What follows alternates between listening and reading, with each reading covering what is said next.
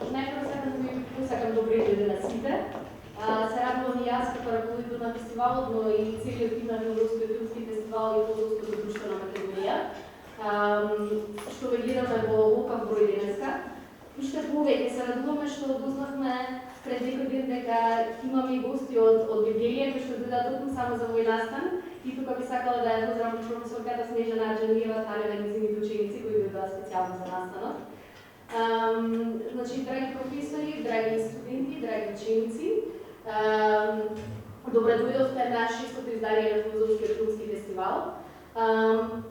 Оваа година е второ издание кое што е во ваков еден поголем формат, особено оваа година кога решивме да ги вклучиме и средношколците. Тоа беше удавна идеја, но едноставно немавме капацитет и ресурси до сега да ја оствариме и заради тоа што повеќе сме сретни што оваа година конечно ги ставивме под еден шешир, под еден чадор, едноставно сите луѓе во оваа земја кои што се бават на некој начин со филозофија, дали се тоа професорите по филозофија од средните училишта, нивните ученици кои студираат филозофија, професорите од факултетите, студентите и сите други љубители на филозофијата и филмот едноставно кои што ова не носи денеска тука.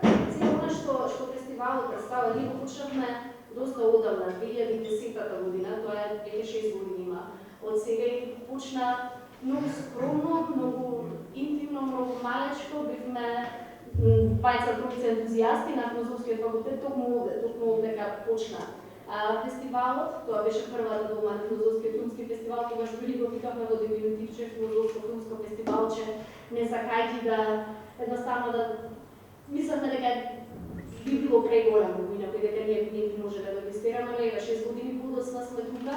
Веќе втора година кога сме во кинотеката на Македонија, што ланска година се покажа дури како мал простор и за она што го имавме смислено како програма, оваа година повторно сме таму, ќе видиме како ќе се одвиваат работите. Значи, 6-то издание, почнавме како ентузијасти тука на факултетот и оваа година сме втор пат во кинотеката на Македонија. Сега би сакала само да кажам неколку збора за Филозофскиот филмски фестивал, зашто на многу луѓе идејата дури понекогаш им изгледа екзотична, што ли е тоа, на кој начин ги повезувате филозофијата и филмот.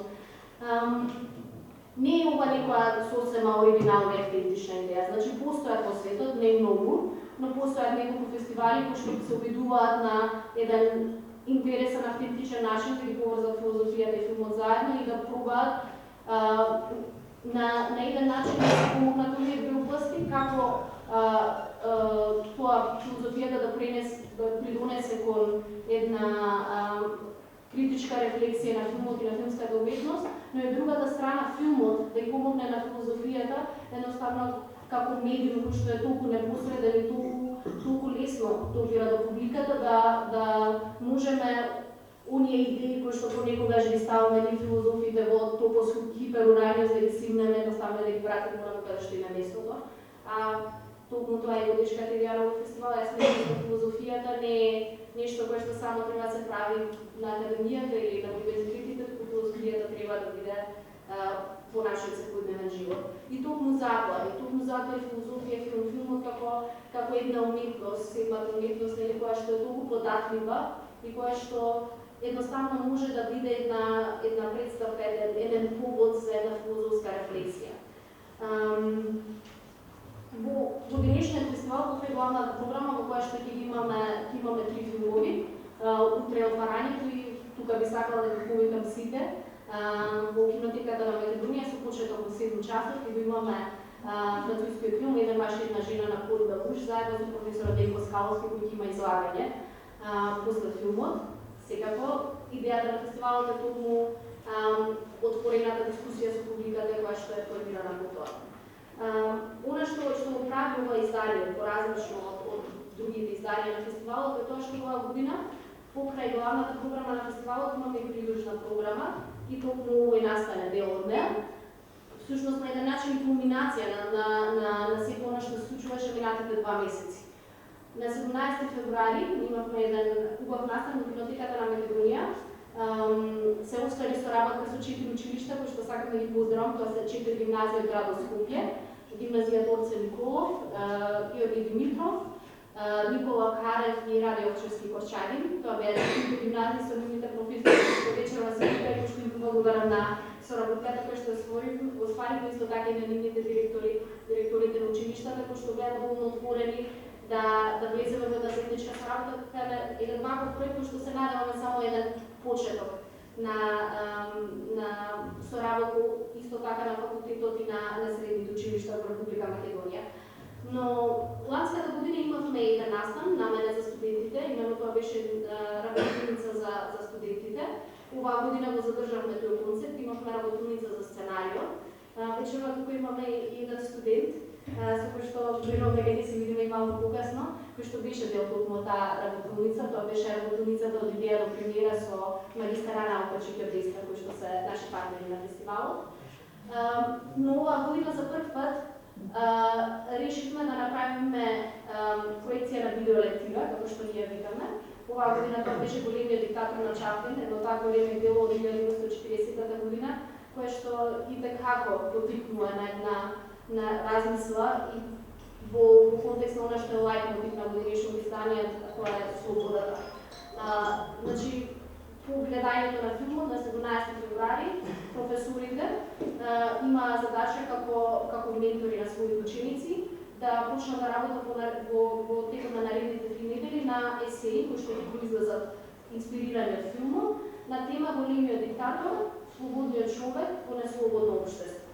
Тоа беше темата на која што добивме дури 28 есеи, што мене ме радува, мислам дека е добра бројка, особено за прва година, кога го почнуваме ова, дури се случи иницијативата од Гевгенија на професорката Снежана Арджанлиева да ни се приклучи, бидејќи конкурсот секако не беше затворен само за училиштата кои што едноставно се случи тогаш да бидат дел од кинотеката и да може да го изгледаат филмот, тоа беа капацитетите во моментов.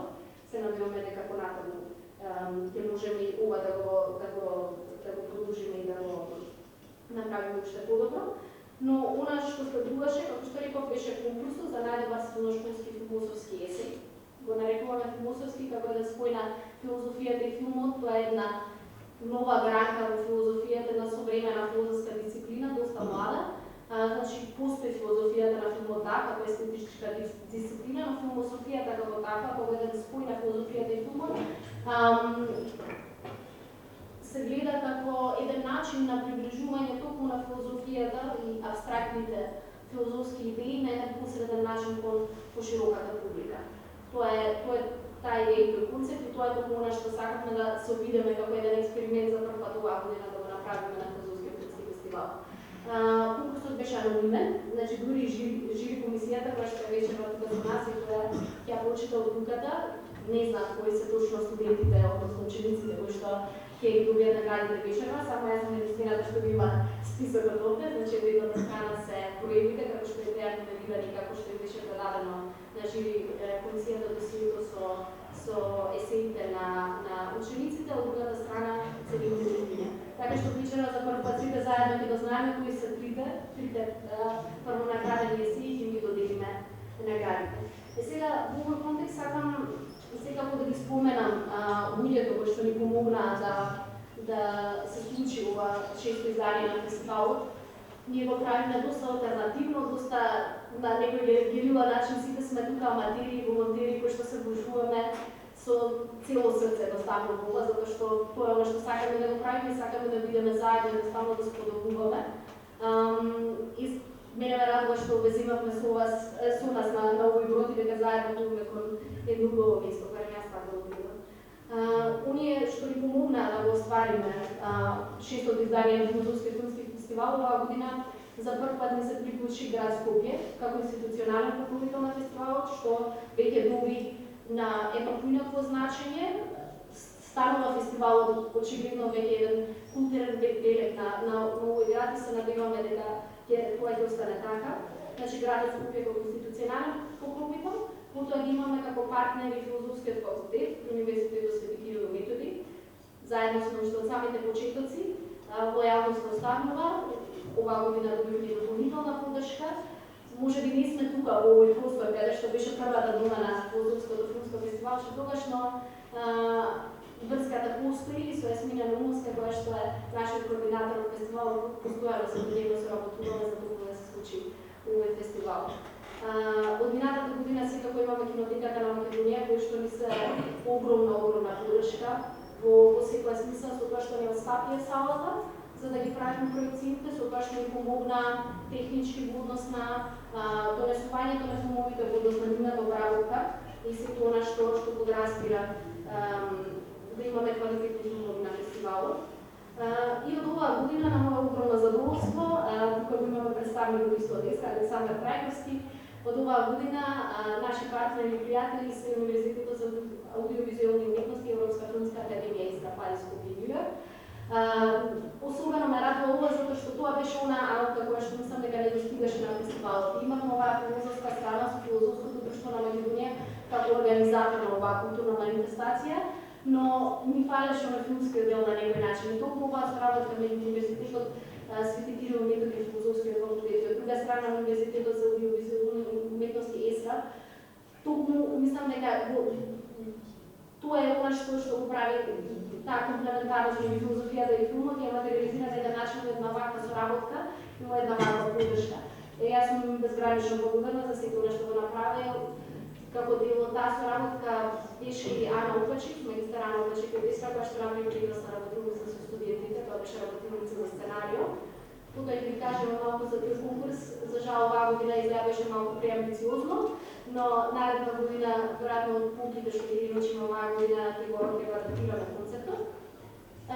Оваа година ни се приклучија и два културни центри, односно институти, Турскиот културен центар и Францускиот институт, за чија помош ги донесов на францускиот и турскиот филм на фестивалот, кој што исто се покажа како прекрасна подршка и помош и се отворија можности за понатамошна соработка. И тука имаме спонзори, како што би сакала да споменам, Зборска, имаме коктел клуба, мало спредување во просториите на факултетот, Галеријата Камник и Словачката театри, која што оваа година ќе го придонесе на тој начин што имаме дел од наградите за учениците ќе бидат книги од Словачката театри. Значи филозофска литература. И на крај бих спомнала само медиумските партнери, тоа се македонскиот филозофски портал Киндин, Канал 103, порталот Окно, Бла ТВ, онлайн телевизијата и Синема МТ. Тоа се оние луѓе кои што помогнала да се случи прибегувајте од оние почетоци кога бевме по 5 или 10 луѓе во библиотеката за филозофија, во текот на година и пол и гледавме секој четврток по 7 или 8 часот навечер. Треба ме подсети Јасмина, по еден филм и потоа дискутиравме заедно, формално или неформално, некаде низ просториите на факултетот, се случија многу работи. И тие работи немаше да се случат без овие луѓе и без сите наши партнери и пријатели кои помогна фестивалот да донесе сите тука заедно на едно место. Јас не би сакала повеќе да клучам, само сакала да повикам утре да бидете на свеченото отварање на фестивалот и да видите програмата. Се надам ќе ви се допадне ова што ви го подготвивме оваа година. И сега ќе оставам збор Марко да го повика на редната. Благодарам.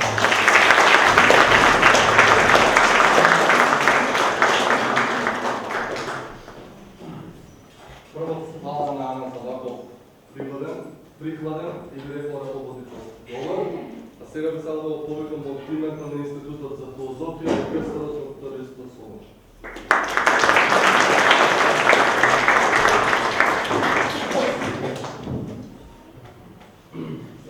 Значи, јас сум во улога. Во принцип сум секогаш во улога. Како што случајноста е таква да бидам во улога на професор на овој институт, требаше да се обрати професор Иван Джубарски како раководител на Институтот за философија, но тој е председател на една друга комисија поврзана со еден друг конкурс. Така што мене ми падна таа чест да ви се обратам, да ви посекам да обредете како домаќин од Институтот за философија. Значи, само би кажал, може би 3 работи.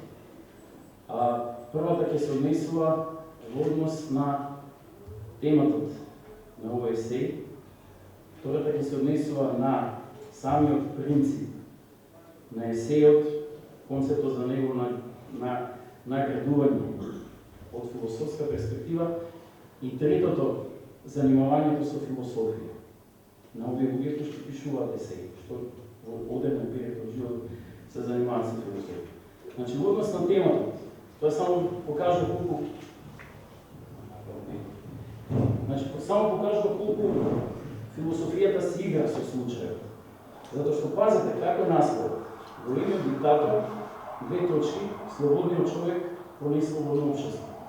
Импликацијата може да биде дека е големиот диктатор повод на Чаплин, за да вие пишувате есеи за слободниот човек во неслободното општество. Но вака наслов може да имплицира дека само големиот диктатор е слободен човек во неслободно општество. Затоа што во принцип се чини дека само неслободни општества раѓаат диктатори, за да стојат над нив и да бидат слободни. Тоа треба да го земете предвид. Тоа е како злото. Злото нема битие, тоа имитира битие. И така што ние сме во состојба на ниво на свет, да сметаме дека всушност единствената слобода има диктатор, но не има како пресвртена онтологија, тоест тоа е зло кој имитира добро, имитира битие на слобода.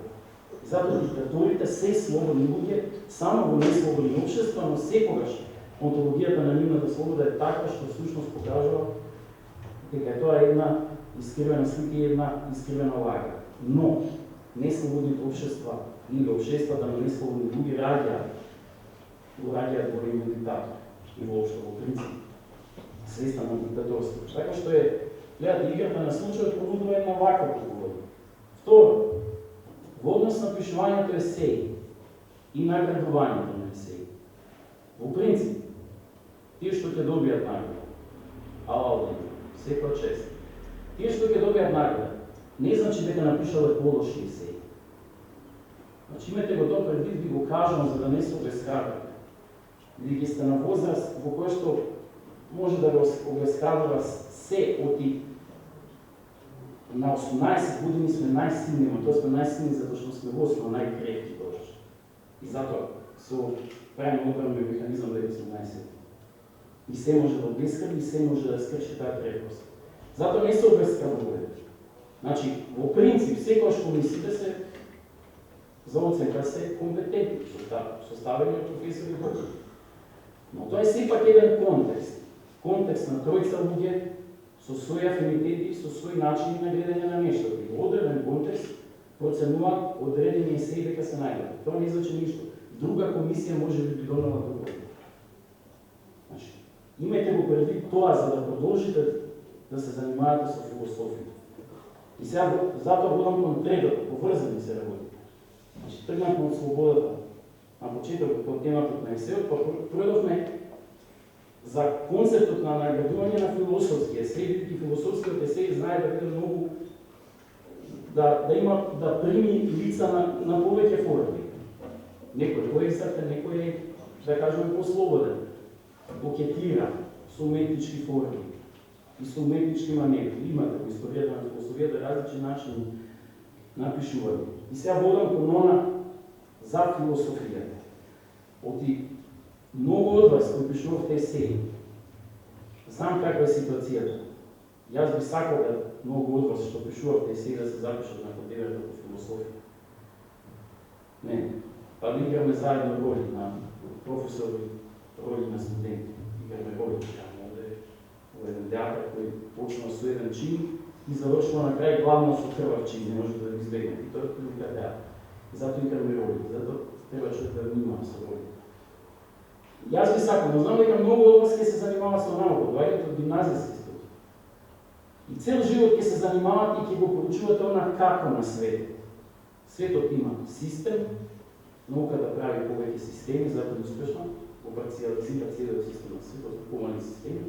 И вие ќе се занимавате со тоа како на системите. Но философијата го поставува прашањето зошто, именно деца поставуваат такво прашање зошто. И продолжува да го. Всушност тоа сваќате кога сте уништиле едно дете, кога ќе престане да прашува зошто. И сте го направили возрастен, сте го фалсификували, значи сте го направили возрастен над 7-8 години. И ќе престанува веќе да го прашува прашањето зошто. Значи тоа е философијата. Философи се сите. Значи има проблем, дали сме ние дипломирани професори по философија. Ако не сме дипломирани професори, дали може да кажете дека си дипломиран философ? Не може да кажете дека си дипломиран. Но може да кажете дека си философ. Оти философ значи оно што трага и е во една состојба на движење кон мудрост. Тоа е философ. Тоа не значи дипломиран професор по философија дека се само тие философи. Тоа е by training викаат. Англичаните викаат да сватат дека не може да бидеш философ by training. By training можеш нешто друго да бидеш, философ не. Прашањето зашто тоа ќе продолжи да го прашува. Значи може тоа како малку ќе ви измисли. Ќе каже тај нема да го прашувам прашањето зашто. Но во принцип философијата е таков двиг, тоа е излегување навик. Оти како не, како е влегување во системот, философијата е излегување навик од системот. Буквално тоа. И тоа движење би требало да го продолжите понатаму, затоа не ќе да го обескрвам ништо. Значи, апсолутно, 28 месеци мора да се дадат принатаму. Компетентна комисија решава. Крайно приказано, вие продолжувате понатаму да пишувате философски есеи и да растете во прашањето зошто. И само на крај, Дерида, кога се запишувал на факултет, требало да напише есеј за да влезе на факултет. И било прашањето зошто? Прашам, требало да напише есеј. И тој само пополни. А зошто да не? Точка. И влегува на тогашниот коледж во Париз. Затоа, немате никош да го заборавите тоа прашање зошто, без разлика на себе. И без разлика на ролите што ти играте во овој театар наречен свет. Ви благодарам, тоа дојде ми.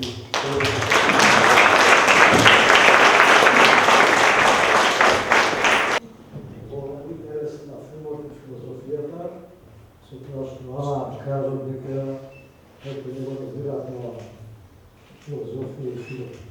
Тоа може би малку се реагира прошто, ние сме средина која не ги среди наставите во светот, посебно во Западна Европа и воопшто во англосаксонските подрачја, а против, уште од почетокот, кога се појави филмот, браќата Люмиер, кои луѓе биле од наука и техника, а најмалку од уметност, и кога го прикажале првата филмска снимка, пристигнувањето на возот, по железничката станица Сиопа, и потоа дошол Жорж Мелиес, човек од театарот, од магијата, од илузионизмот и обарил опет да купи камера.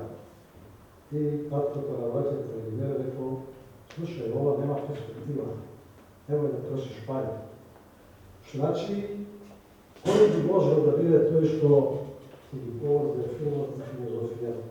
Само оние сензибилни луѓе, кои што размислуваат за животот и кои што владеат со вештината како да проговорат за сите оние прашања и проблеми што ги нарекуваме филозофски. И потоа, 1911 година, цели тие 15 години, никој не иззема во предвид сите оние филозофски размислувања, а други филмските снимки не ги сметале дека може да дават можност да се искаже нешто филозофско. И до појавата на Ричото Канудо, италијанец по потекло, француски државјанин, тој рекол дека филмов би требало да се отргне од тоа да биде обична разумна и забава на панатори.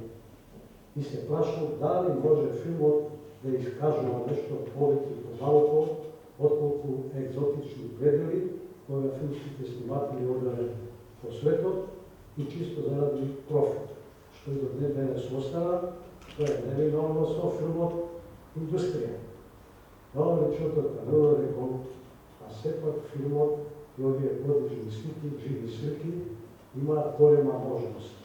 И тој го напишал манифестот на седмата уметност и така филмот почнува да станува уметност која ја развива само филозофски сензибилни луѓе, луѓе од уметноста и овој спој филозофско-филмски фестивал на право место. И нашата јавност треба да ја подручиме, да ја доцираме и на некој начин да ја потикнеме да се запрашува и да навлегува.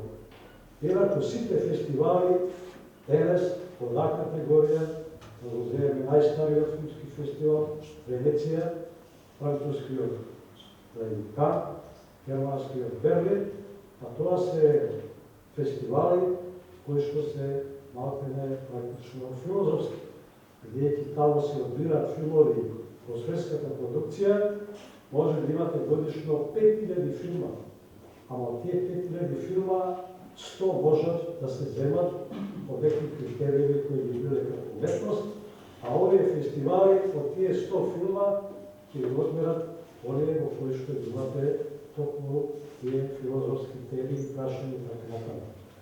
Од личното прво навамо се појавува теоретичари кои размислува за филмот, што е суштината на филмот. И веќе најпознатите четворица класичари, теоретичари на филмот, Бела Балаш, Маđар, тој има едно дело кое носи наслов Филозофија на филмот и филмската уметност. Потоа го имате Рудолф Архајт, човек историчар на уметност, психолог на уметноста и кој што ги говорува за уметноста на филмот од филозофска гледна точка. Потоа ги имате двајцата руси, Всеволод Худовкин, Сергеј Ейзенштајн.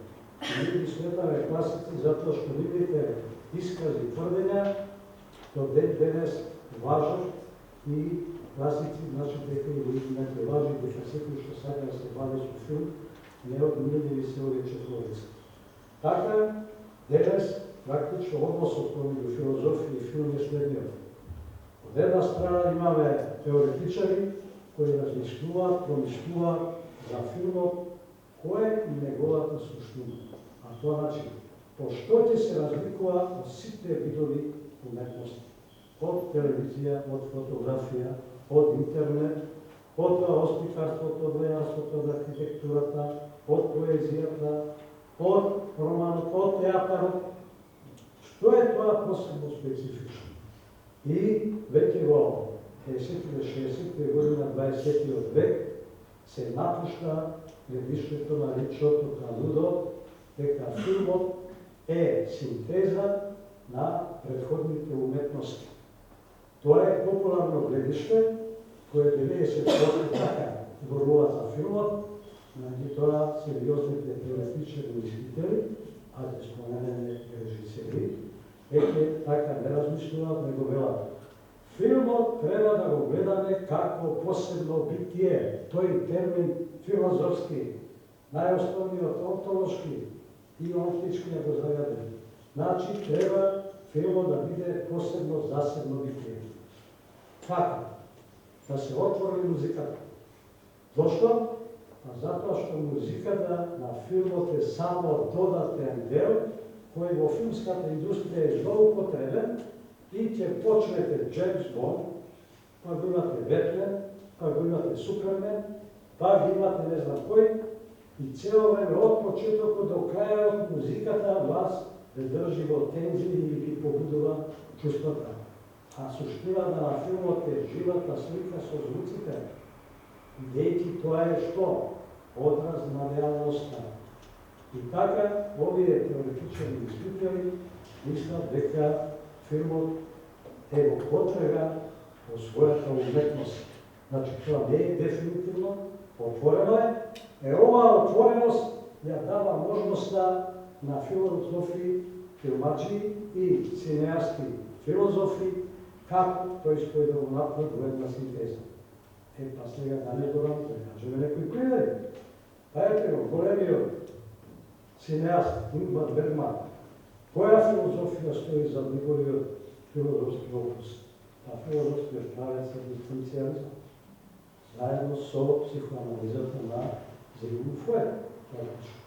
Па го земеме францускиот, се уште жив, последен од целата плејада новозановци, Жан Никодар.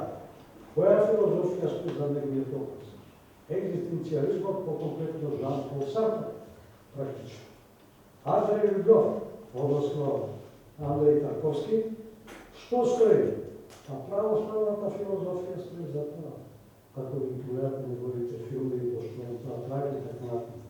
А дојдеме до речниот исток, во Јапонија, да го ставиме на страна Акиро Куросава, кој е малку во својата филмско проследие американски тип на режисер или динамика, а истокот си има своја филозофија, тоа е споро, бавно, времето кое тече.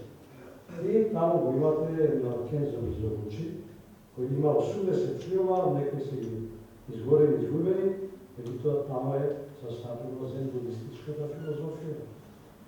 Па дури еден Џон Форд, кој 150 филма опус, повеќето вестерн филмови, меѓутоа која филозофија таму стои? Па стои хуманистичката филозофија, каде што тој се залајде ка велиот човек на северноамериканскиот континент направи геноцид злостачко над индијанците. И во неговите филмови токму таа филозофија стои. Што значи, многу примери може да се наведат, премек дела, во кои секогаш има во позадината филозофија и големите семејства. Од друга страна, покрај овие теоретичари што промислуваат за филмот, имаме режисери кои сакаат да кажат нешто на овој свет. Тие истини што сакаат да кажат, тоа е филозофија на говор. Па, така се види дека филозофија и филм тие се не доволна синтеза механичка, него се органски спојни како една целина. И оној кој сака да се бави со филм, и ако мисли дека како уметник сака да каже, без филозофија не. Јас предавам на ЕСРА, Историја и теорија на филм. Знаете што фали во Македонија? Има 5 факултети за филм, им фали филозофија. Сите тие учат техника и техничко одработување на филмот. Но она што им фали промислување, им треба да се преда тамо филозофија. Ама кој да разбере од тие што треба да се преда филозофијата тамо? Без филозофија не може да бидете синеаста. Вие може да бидете занаечија, кој ќе знае технички да одработи, но немате што да кажете. Па така, имате прилика да видите еден филм, ако е еден, бидејќи ова е почеток, секој што стартува со еден, до година ќе биде 3, па потоа 6, па ќе биде 20, па 24, ќе се множат и овој филм спаѓа во така наречената неодредена категорија, едноминутен филм. Имате еден парадокс. Оваа категорија едноминутен филм не води потекло од професионалниот филм. Не постои во професионалниот филм ваква категорија. Него води потекло од така наречениот аматерски филм, кај нас премногу има вулгарна конотација, па затоа има други називи. Тоа се независен, непрофесионален или алтернативен филм. Малку сега предавањето го држам, се знае дека имаме 4 рода: игран или фикција филм, документарен филм, анимиран филм, експериментален филм. Во сите тие родови си има разни жанрови под жанрови. Сега, овој едноминутен филм не можете да го ставите во ниеден од овие родови, а не можете да ни го одредите нити дека некој жанр. Ова си е нешто посебно.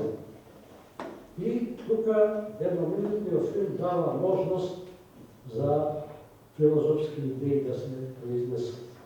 Во сите останати родови вие имате можност во играниот 2 сати или сат и пол да развивате некоја идеја.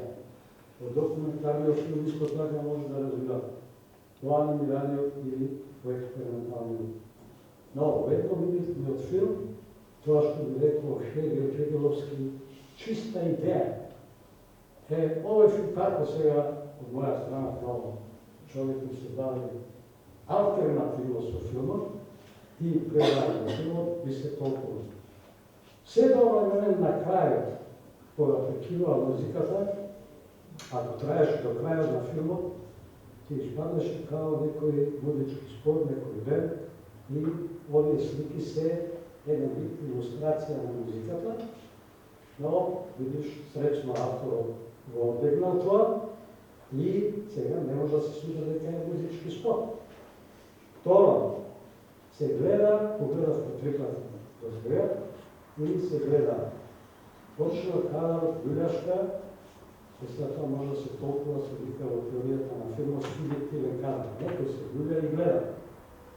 Но гледаме таму постоја виртуален реалити, има, пред да ја земе книјата од време дека, но гледаме дека тој постепено ни го прикажува човечкиот живот, со тоа што потоа нели се најде деца, така натаму. Ние не го гледаме него, кој е тој, и ја земе од време дека, метафизички медитации, тоа би било, значи, размишлување сега за смислата на животот. И идејата која е, да сведеме на абстрактен форма, овој што би рекол Хегел. Па животот и рефлексија за тој живот. Тоа е идејата која што се одржи. Значи, едноминутниот филм ја има таа шанса, можност да ја пријавате чисто идејата без да развивате драматуршки, содржински и така натаму. И се радам дека во игра видите автори ќе се залагаат да снимаат аматерски вакви едноминутни филмови, да се изложат своите идеи. И на крај да кажам јас, секогаш имам некое свое видување, размислување за општеството и све така натаму. Сум работел во школа, меѓутоа никогаш не си можел да дојдеш до израза да го кажеш своето мислење. И тогаш се најдеш својата форма преку филм. На аматерски начин, толку продукција и преку 120 филмови. И јас во своите филмови сум си искажал своите видувања, гледања на општеството и светот. И ги ставил на YouTube. Сега јавноста најширока, преку 60 филма може да ги гледа и може да види кој е моето филозофско гледање на овој свет и на овој живот. Благодарам.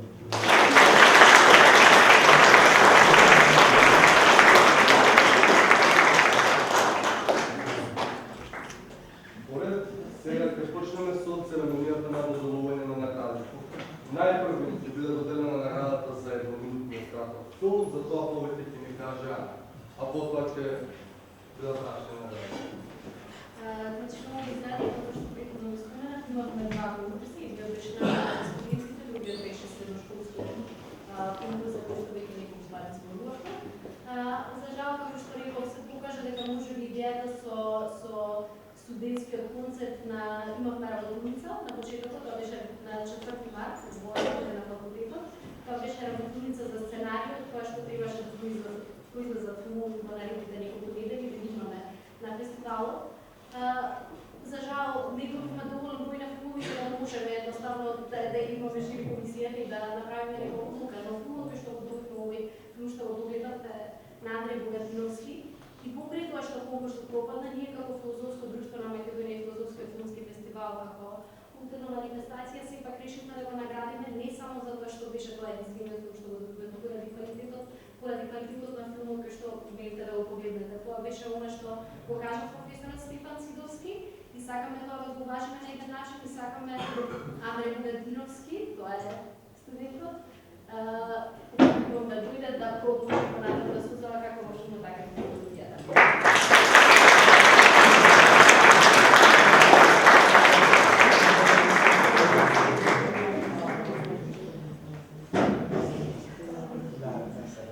Ако сакаш да кажеш нешто, може да кажеш.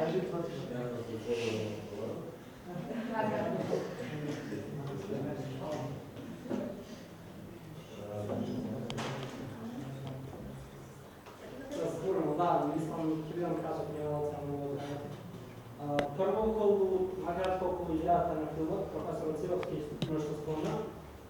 Сакам да кажам дека, да, првичната идеја беше рефлексија на самиот живот, но уште поексплицитно да го постави прашањето точно на темата како го носеше конкурсот за прашањето на просторот на слободата. Каде е тоа топлост на слободата? Дали се наоѓа само во нашата глава и во сликите кои ги добиваме од нашите сетила, без разлика дали тие се автентични и се материјално репрезентативни надвор во светот кој ни е емпириски достапен, или пак тие навистина, нашата слобода навистина постои во материјалниот свет во кој живееме.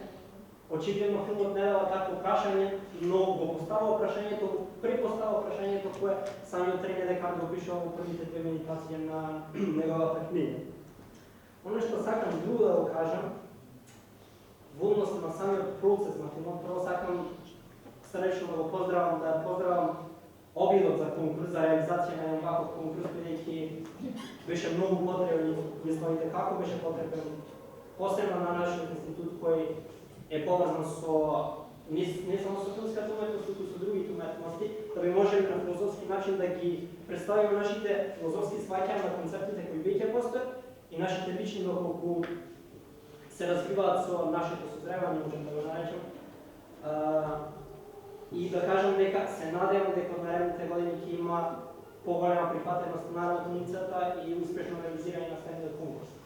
Именно по таа прилика би сакал да кажам дека малку филозофски аспект, ако го наблюдуваме овој конкурс како еден свет сам за себе, мојот филм нема никаква слобода да заземе некаква естетичка категорија, односно да биде наречен убав или грд, бидејќи нема споредба со некој друго нешто кој би можело да се нарече убав или грд.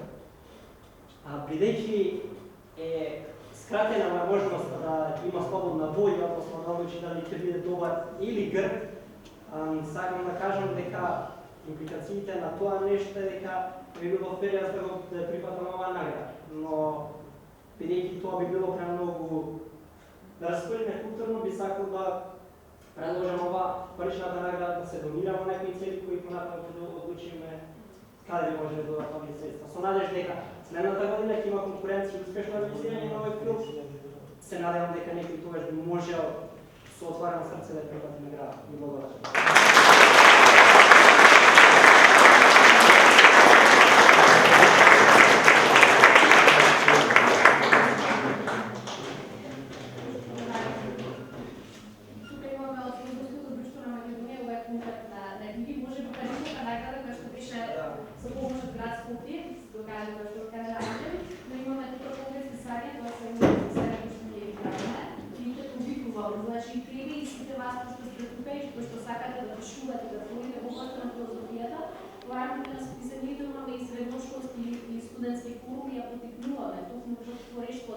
Меѓу најмладата генерација и да повикуваме да творите да создавате текстови, ова е место каде што тие ќе си го добијат свој живот. Тука има издавачка книга Азбуки, имаш неколку книги од областа на филозофијата. По изборот на што видов имаш нешто филозофија на дух, филозофија на јазик, филозофија на религија, така што и малку да кинотеката на Македонија, која е еден кинопис, значи списанието за филм македонско и конкрет филмовиот Столе Попов, значи целата дискографија на економиста што беше наплирана и тоа е за кинотеката на Македонија малку за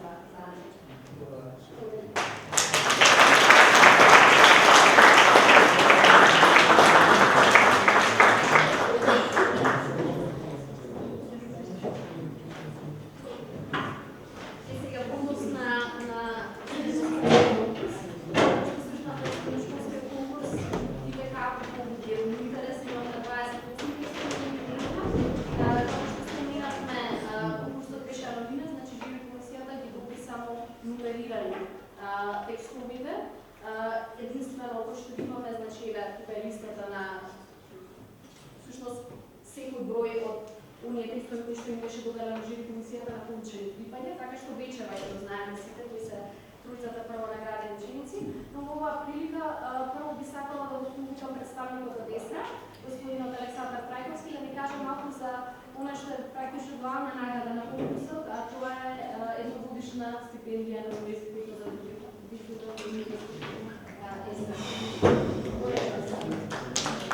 Najpierw bym staknął da poznał prysutnie, że przez chwilę wysłał pasję i realizację wyboru po organizowanie na Unicef Festival, na който сте присутствал едната 3 години, не е почето, како гледаш 3 години, и да го поздравам от Ивоидната област и другата област и да му честите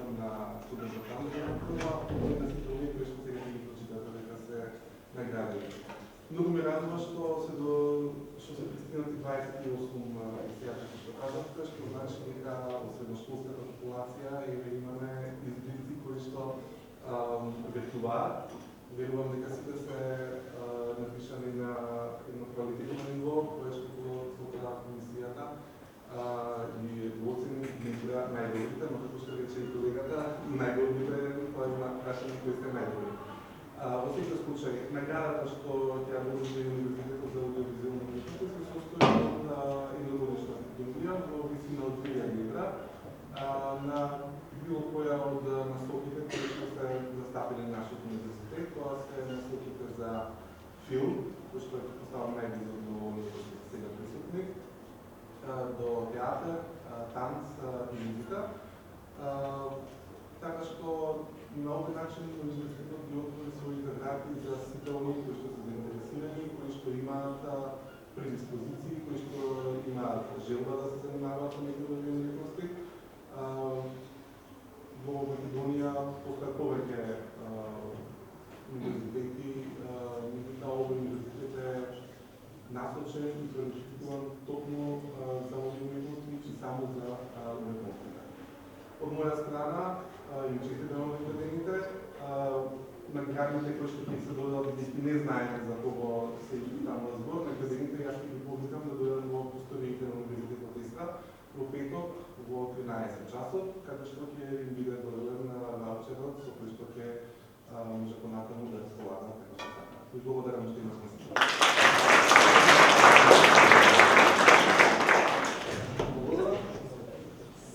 Сега мислам дека тоа што додадам за тој момент и само да оповикам со доктор Митко Ѓушевски да ја објави одлуката на жирито кој што се ја објави во шифра. Кој е? Ке се веќе?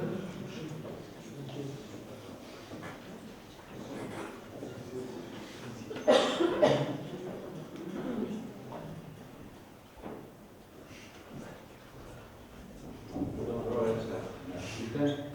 Било ми е што да гледам оваква проста, оваква проект. Од името на жирито, моите почитувани колеги професорите Стефан Сирански и Бранка Царевски, да се заблагодарам на организаторот на оваа манифестација на Филозофски економски фестивал и Филозофското друштво на Македонија за честа што ми искажа да бидеме членови на оваа комисија, да одбереме 3 најдобри есеи. Јас нема да ги повторувам поентите што убаво ги срочи мојот колега професор Цогунчев за вашите опити и да не се обезграбрувате, само Бог ви каже. Сите сте победници на овој конкурс. Жанрот есеј, значи оглед, проба, ајде да се обидам.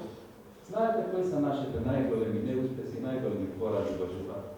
Тоа што сме го посакувале, не сме се ни обиделе да го достигнеме.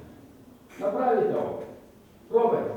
Пробавте, дадовте есеј, огледе се прекрасна тема и сите победите. Се тука е неблагодарната улога на жирито. Да одбере.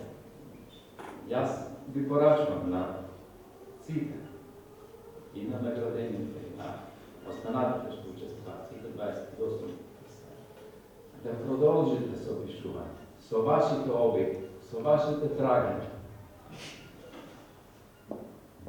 Да живеете, да пишувате и да живеете во соврасност со високите идеали што ви покажате кон слободата во вашите трудови. Да продолжите, значи, тоа не само да го пишувате, што да живеете. И да се обидете, да се изборите за она што најмногу го посакувате. Трудовите се прекрасни. Јас ако треба да оценувам со средношколски оценки на повеќе од 90 по 105 би напишал. Па да речеме повеќе од 50% студентска 10 би напишал.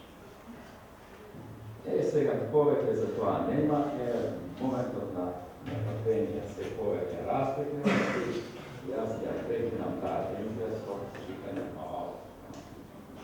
Филозофското друштво на Македонија во соработка со Филозофскиот фестивал определи комисија за избор на најдобар средношколски есеј на тема Големиот диктатор, слободниот човек во неслободното општество. Комисијата во состав професор доктор Милко Ѓорчевски, професор доктор Стефан Силовски и професор доктор Драго Залевски, откако направи увид во доставените трудови одброени од 1 до 28, ги усогласи своите оценки и ја донесе следнава одлука. Трето место за најдобар есеј се доделува на трудот од број 3. Значи, тоа е трудот, јас ја повикам моментот, на Тања Наумовска од средното училиште во Ценково.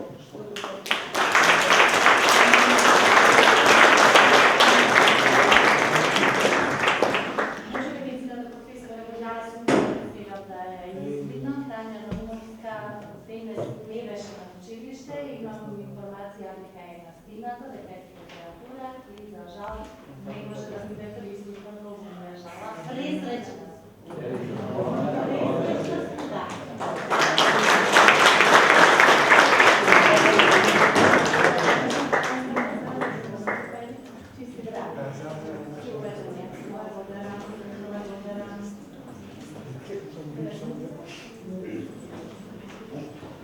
Второ место за најдобар есеј се доделува на трудот од број 17.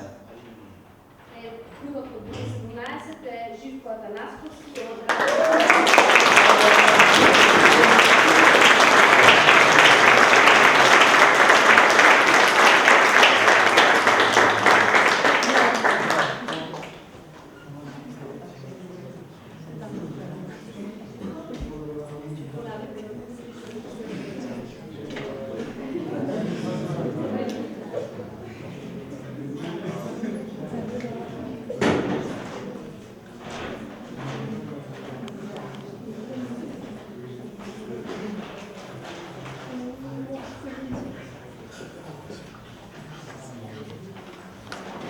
Прво место за најдобар есеј се доделува на трудот од број 11.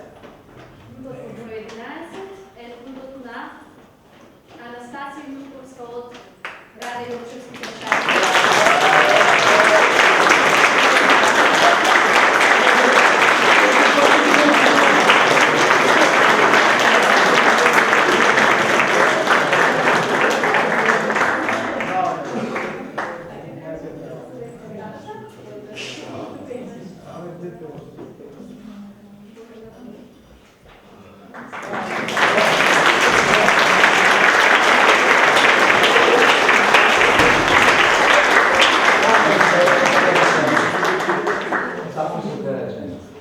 Да имате разбирање за работата на жири. Од добрите мораше да издвои подобри, од подобрите најдобри. Ние направивме работата според нашите совести. Благодарам.